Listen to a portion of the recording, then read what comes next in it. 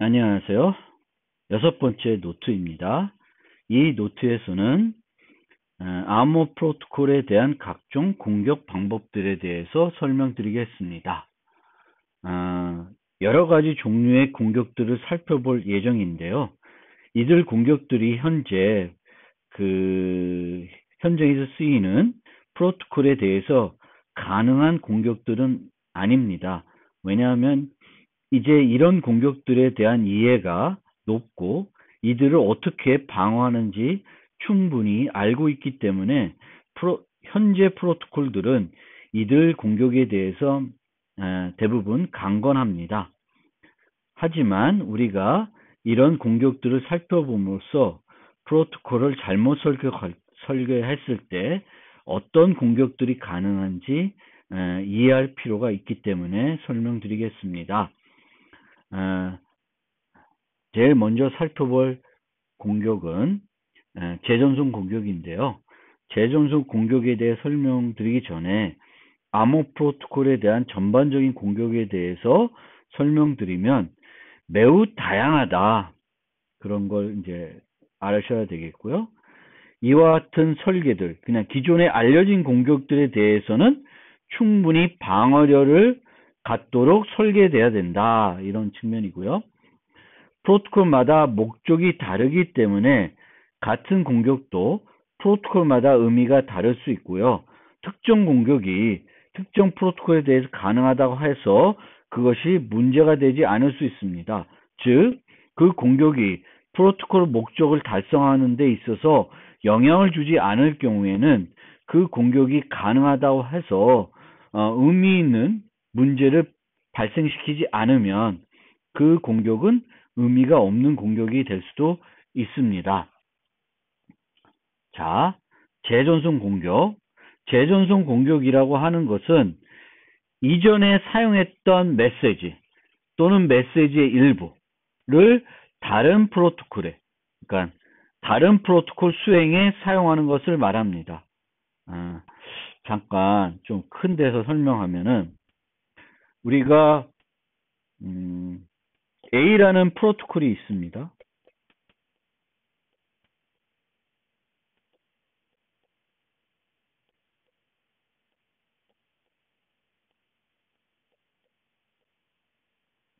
또 B라는 프로토콜이 있습니다.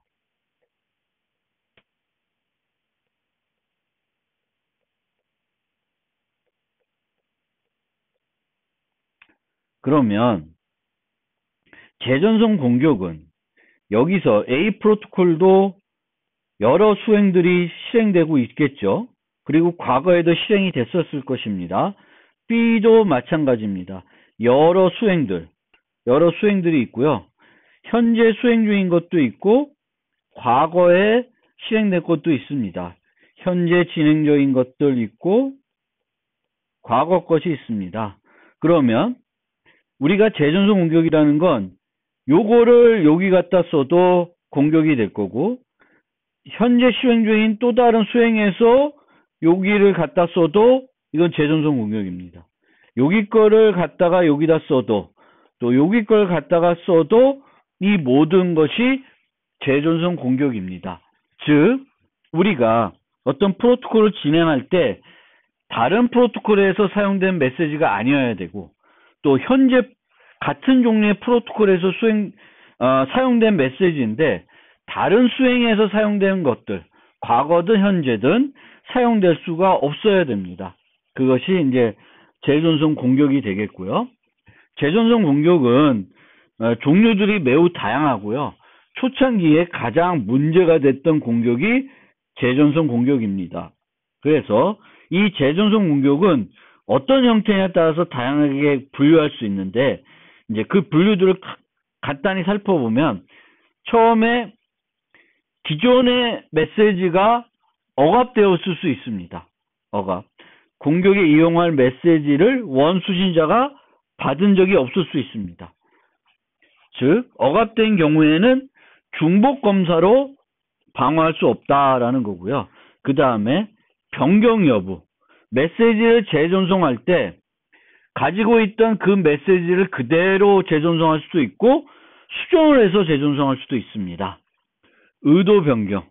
똑같은 목적을 얻기 위해서 이전 메시지를 재전송할 수 있고, 이전 메시지를 재전송해서 다른 효과를 얻기 위해서 재전송할 수도 있습니다.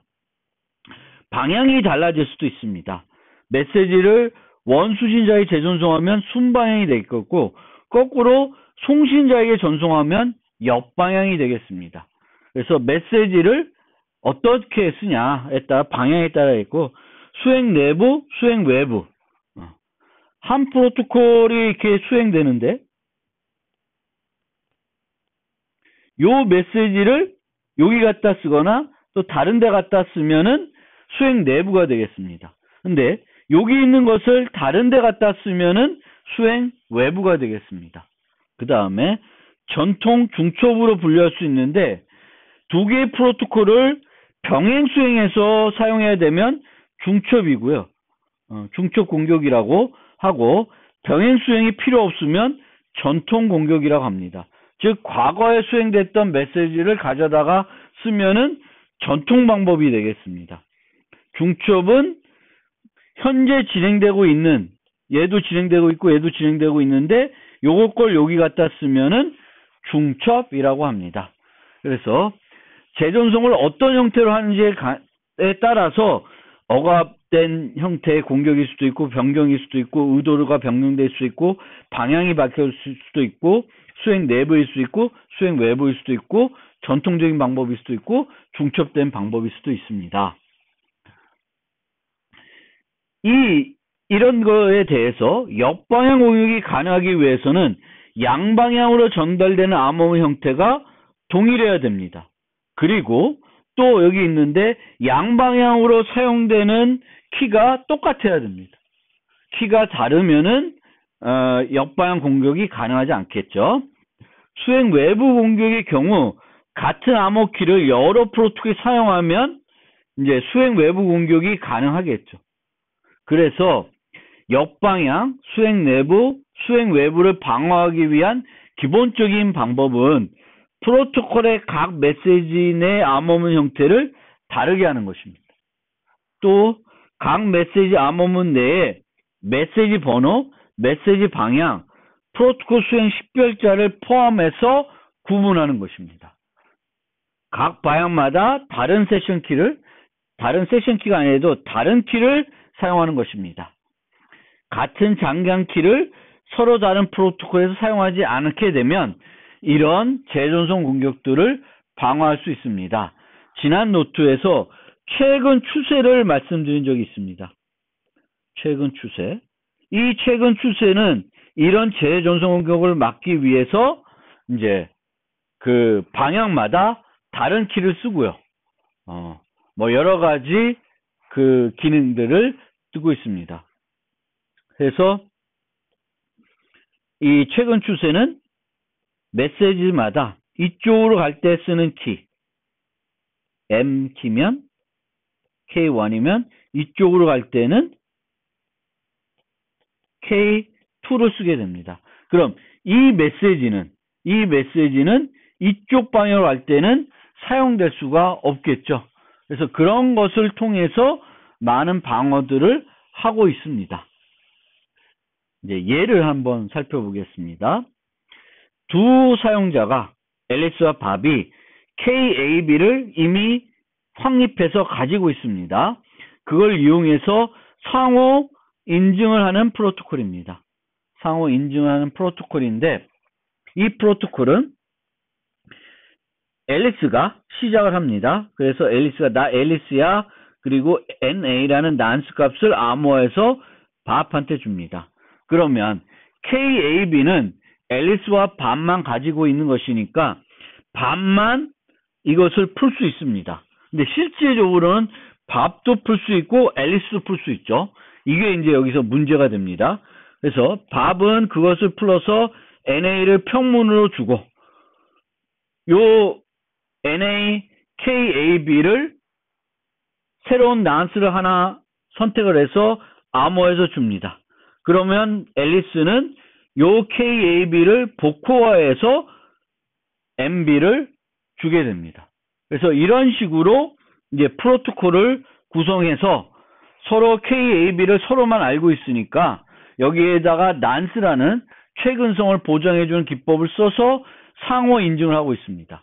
즉 현재 앨리스와 밥이 서로 상대방이구나 라는 것을 확인할 수 있도록 해주는 거죠.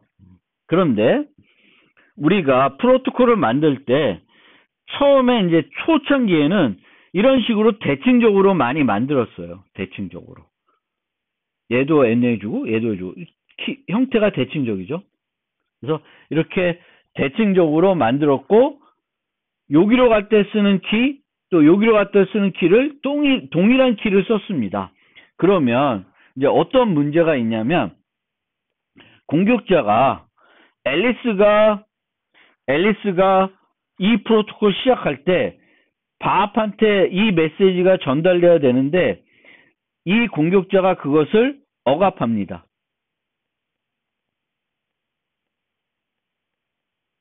억압하고 요 메시지를 그대로 반사시킵니다. 반사시키면서 요 앞부분만 A를 B로 교체를 합니다. 그럼 앨리스는 내가 현재 프로토콜을 진행하고 있는데 이 프로토콜을 그대로 수행하게 됩니다. 원래는 수행하면 안 되겠죠. 근데 수행을 하게 됩니다. 수행을 만약 이 프로토콜이 이 소프트웨어들이 이런 것들을 조치를 안 하고 있으면 자동적으로 실행하게 됩니다. 그러면 앨리스는 자기가 만든 암호문인데 자기가 풀어요. 풀어서 NA를 B한테 주게 되겠고 자기는 또 다른 난수를 암호해서 주게 됩니다. 그러면 C는 원래 이 NA, 이 암호문에 들어있는 NA를 볼 수 없지만 A가 그걸 풀어줬기 때문에 이제 C는 그걸 알게 됩니다. 그럼 C는 그 NA를 또 여기다가 넣어서 이 1에 대한 답을 원래는 만들 수 없었지만 A가 그걸 만들어줬기 때문에 만들어서 회신하게 됩니다. 요걸 또 이용해서요. 회신하게 되면 앨리스는 또 B가 요 2번 메시지 만들어줬구나 라고 해서 요걸 또 풀어주게 됩니다. 그러면 이걸 또 맞고 NA를 주게 되면 두 개의 프로토콜이 지금 동시에 수행되고 있는데 A에서 B로 가는 거, B에서 A로 가는 게 중첩돼서 실행되고 있습니다. 그런데 둘 다 B가 하는 것이 아니라 C가 하는 거죠. 그리고 둘 다 이 프로토콜은 정상적으로 수행됩니다. B가 해야 될 일을 다 누가 하고 있어요? A가 하고 있습니다. 그래서 이 프로토콜은 이런 형태의 공격이 되겠습니다. 재존속 공격이 됩니다. 이와 같은 프로토콜은 어떻게 방어할 수 있냐면은 여기다가 식별자를 포함함으로써 방향을 나타내서 충분히 막을 수 있습니다. 또한 이렇게 이름을 넣지 않고도 우리가 방향에 따라서 다른 키를 사용하게 되면 이 또한 방어할 수가 있습니다.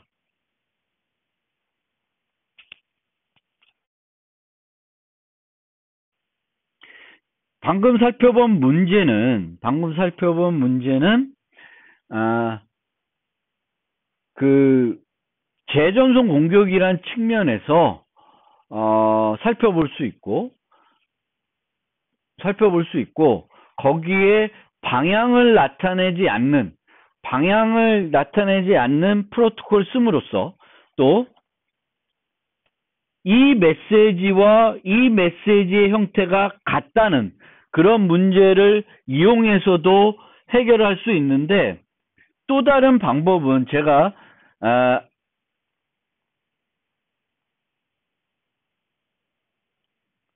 네 번째 슬라이드에서 개체 인증을 설명드릴 때도 설명드렸듯이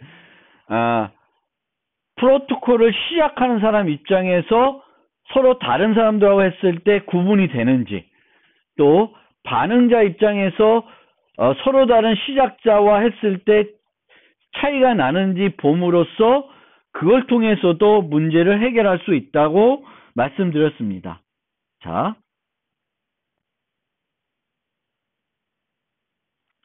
그렇게 해서 한번 요 프로토콜을 다시 한번 다른 프로토콜인데요.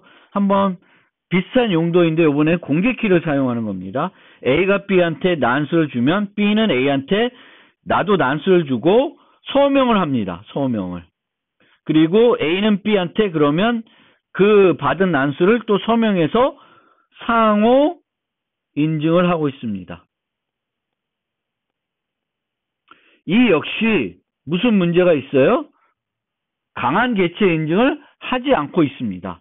그 문제가 있고요. 그러면 그것을 이제 어떤 측면에서 살펴볼 수 있냐 하면 A가 C로 하는 경우, 이거와 이거를 C로 하는 걸 만들어 보고 A 입장에서 C랑 했을 때 또 B랑 했을 때 차이가 나는지를 비교해 봅시다.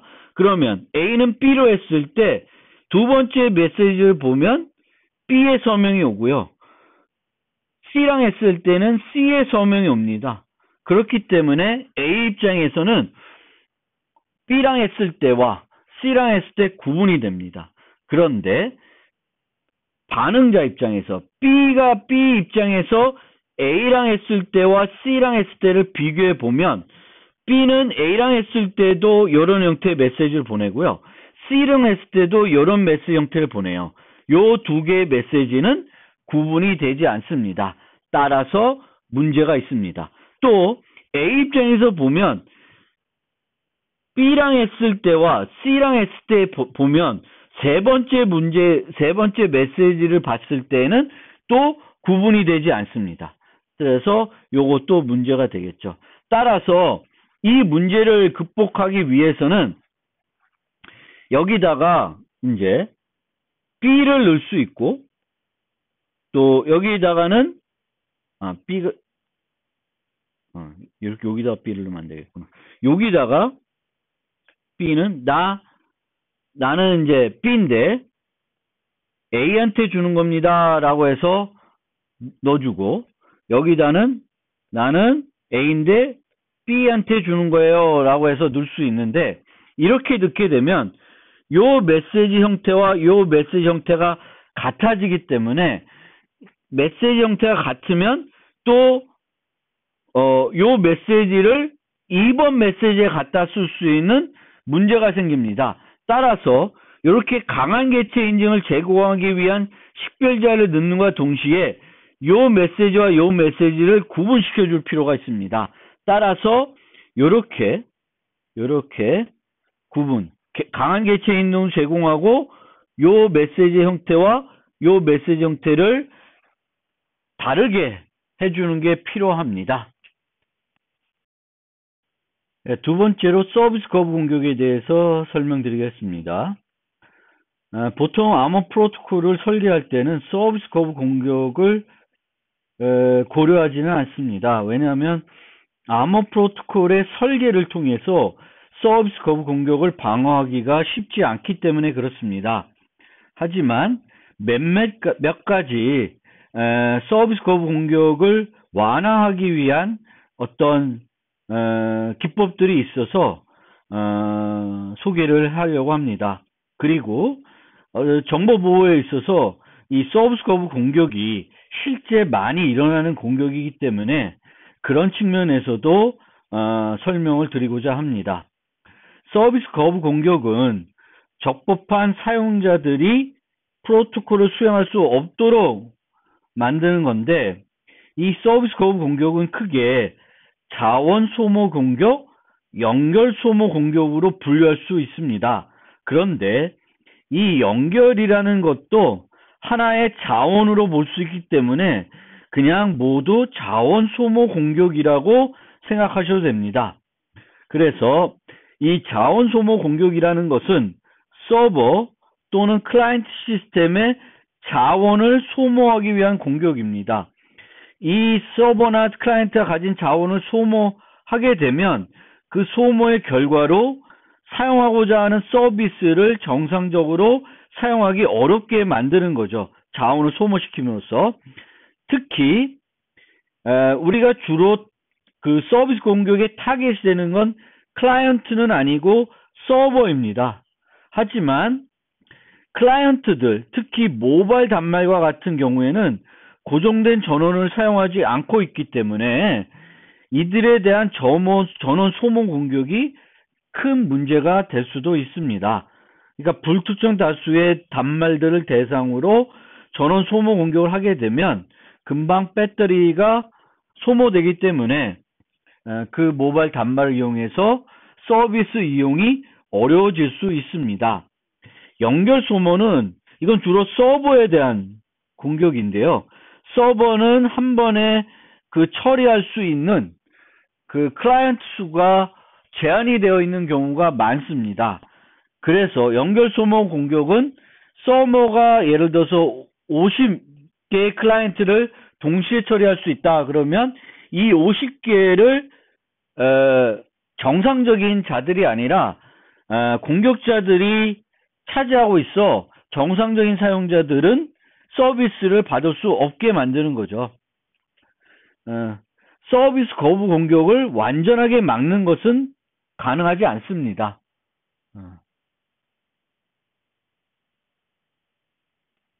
따라서 보통 서비스 거부 공격은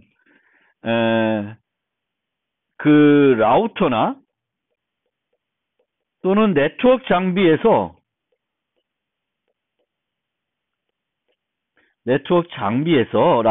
라우터 같은 네트워크 장비에서 이 서비스 거부 공격을 발견하고 그것을 다른 방법으로 차단을 해야 됩니다. 그러니까 공격자를 찾아서 그 공격자들의 그 연결 시도를 막아야 된다든가 그 트래픽을 없앤다든가 뭐 그런 방법을 써야 되겠죠. 그리고 우리가 서비스 공격을 막기 위해서 연결 시도할 때 유효한 시도인지 판단하기 위한 이제 계산이 필요하고 공격자들은 이 연결 시도에 실패하게끔 해서 서비스 거부 공격을 방어할 수도 있습니다. 그런데 이 공격자와 정상적인 사용자를 구분하기 위한 어떤 인증 비용이 높으면 그 자체가 서비스 거부 공격에 활용될 수 있습니다. 그 확인하는 것들이 많아질 수 있는 거죠. 불특정 다수가 공격자들이 공격을 했는데 이 시도들을 확인하기 위한 작업에만 이 서버가 몰두할 수 있는 거죠. 정상적인 서비스가 아니라. 그래서 이런 연결 시도가 유효한지를 판단하기 위한 비용도 너무 높으면 그것이 서비스 공격을 오히려 쉽게 해줄 수 있는 요소가 되겠고요. 그래서 이 경우도 연결 시도도 인증 비용을 점점점 높여가는 방법을 쓰게 됩니다. 그러니까 처음에는 아주 간단한 방법으로 인증하고 그 다음에 좀 더 어려운 방법을 하게 됩니다. 그래서 많은 경우에는 그 저렴한 인증 비용으로 막아낼 수 있게, 걸러낼 수 있게끔 처리를 하게 됩니다. 모든 것을 비싼 비용으로 처리하게 하려고 그러면 그 비용 때문에 오히려 안 좋을 수 있다라는 겁니다. 그러면 프로토콜을 설계할 때 서비스 거부 공격을 줄이기 위한 어떤 제한된 방법들을 몇 가지 살펴보면 첫 번째는 상태 기반 프로토콜을 비상태 기반으로 바꾼다는 것입니다.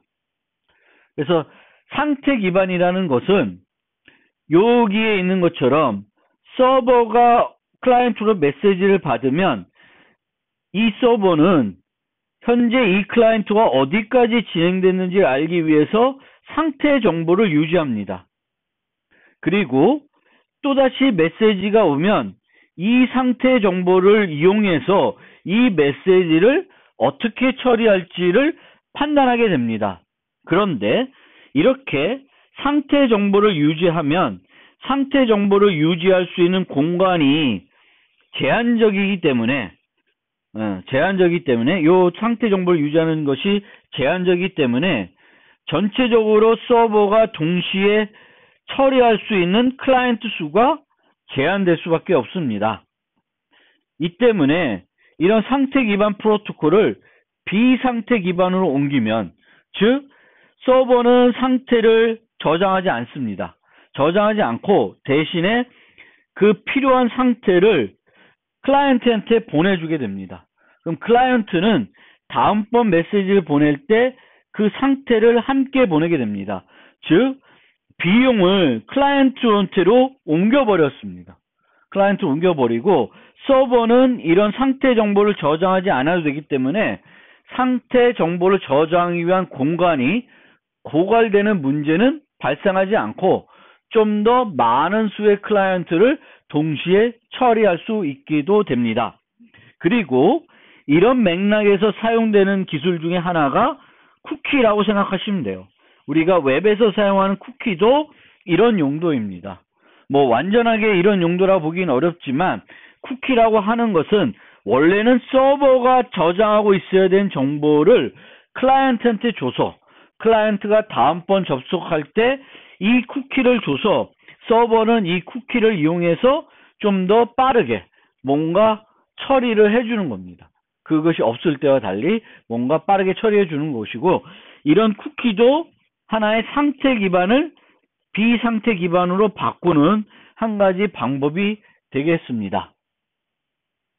그리고 이렇게 비상태 기반으로 바꾸게 되면 서버는 클라이언트한테 그 상태 정보를 보낼 때 그 상태 정보에 대해서 맥값을 붙여서 무결성을 보장할 수가 있고, 심지어 이렇게 인증 암호화를 할 수도 있습니다. 인증 암호화를 해서 비밀성과 무결성을 동시에 보장할 수도 있습니다. 이때 우리가 알아둬야 될 거는 이 상태 정보들은 서버만 알면 되는 정보이기 때문에 여기에 사용되는 이 키들은 공유해야 될 키는 아닙니다.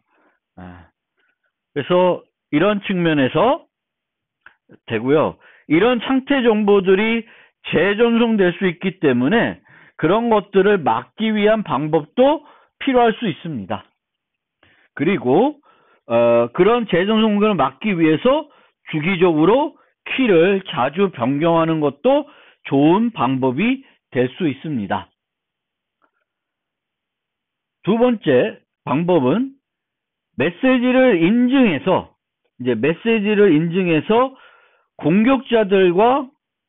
공격자와 일반 사용자를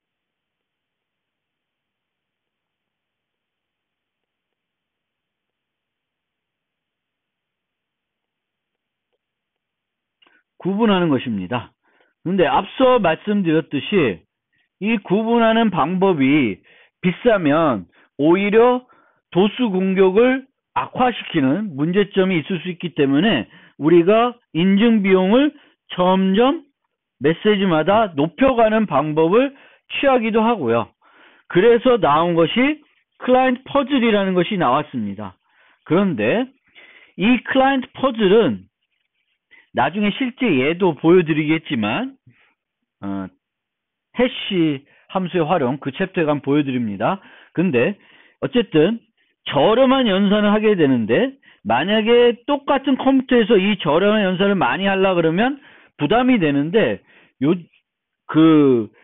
초기의 서비스 거부 공격과 달리 요즘의 서비스 공격은 분산 서비스 공격이기 때문에 여러 컴퓨터들을 좀비처럼 사용해서 공격하는 거기 때문에 이런 퍼즐들이 이 컴퓨터들에게 부담이 안 되겠습니다. 그래서 이 방법은, 클라이언트 퍼즐 방법은 서비스 거부 공격을 효과적으로 방어해내는 수단은 되지는 못할 것 같습니다. 그래도 공격자와 일반 사용자를 구분할 수 있는 방법이 있으면 쓰되, 이 비용이 너무 비싸면 안 되고 점점 높여가는 형태로 사용을 해야 됩니다.